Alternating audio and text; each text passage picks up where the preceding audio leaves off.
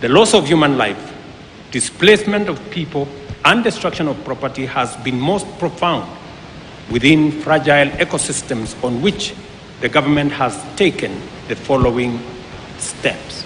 First, the government has mapped out 178 dam and water reservoirs situated within public and private lands in 33 counties, which are already full and present imminent danger to adjacent settlements and people.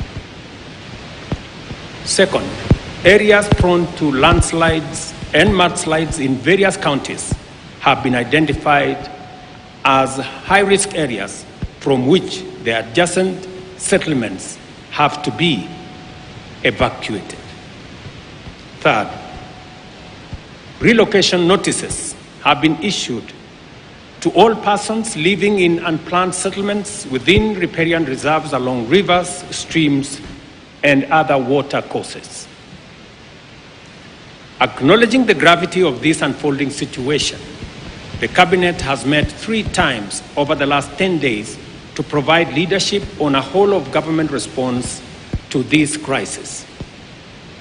To support disaster response and mitigation efforts across the country, the Treasury has been directed to provide adequate resources and work with other development partners to provide for the purchase and supply of food, medical, and other non-food items.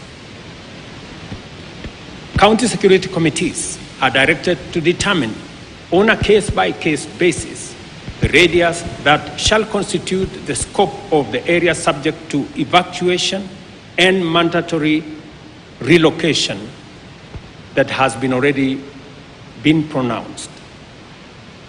The county security committees are further directed to continuously monitor other dams and water reservoirs across the country that may not be presenting a risk now, but could do so in the event of further precipitation.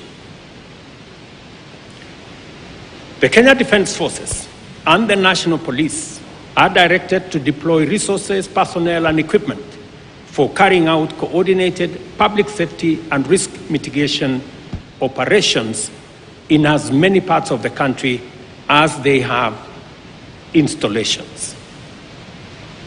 Security agencies are further directed to enlist the support of the National Youth Service and work with the National Government Administration officers to respond to this emergency, including ensuring timely, orderly, and human evacuation of all persons at risk. Cabinet secretaries will spearhead disaster response and mitigation efforts across the country, and to this end, ministries, departments, and agencies are directed to work closely with the National Disaster Operations Center and security agencies to ensure the whole-of-government approach to the management of the prevailing crisis. The government, working with stakeholders, has put in place adequate measures to provide temporary shelter, as well as food and non-food essential supplies.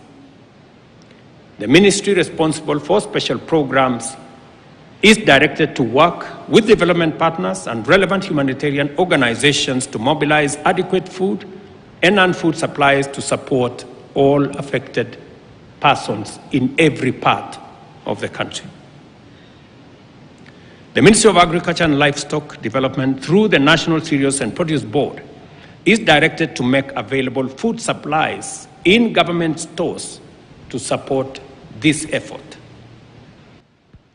The Ministry of Health is directed to work with development partners, including the World Health Organization, AMREF, Red Cross, UNHCR, World Food Programme, and other relevant humanitarian agencies to mobilize resources and logistical support to avail essential drugs, food, and other medical supplies to those affected.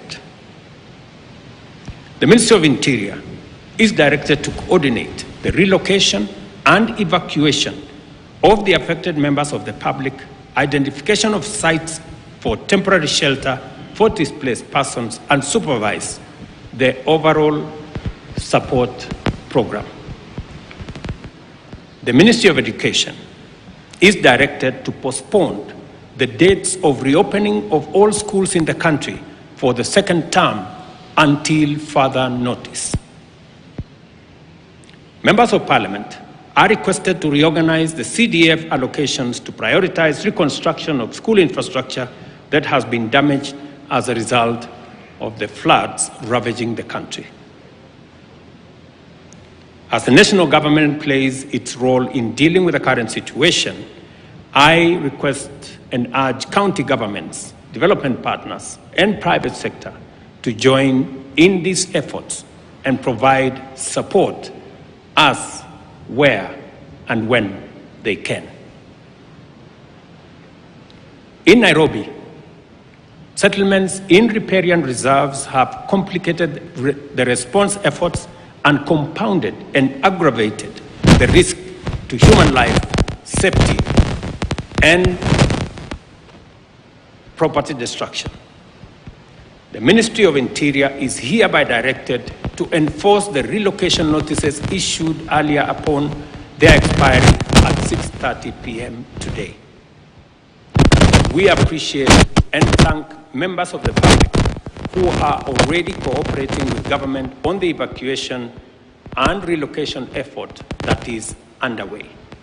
I want to mention specifically citizens in different parts. I saw, for example, in Dandora, citizens themselves voluntarily removing their structures. In Dandora, citizens themselves volunteering, removing their structures, carrying their wares, carrying their furniture, and looking for places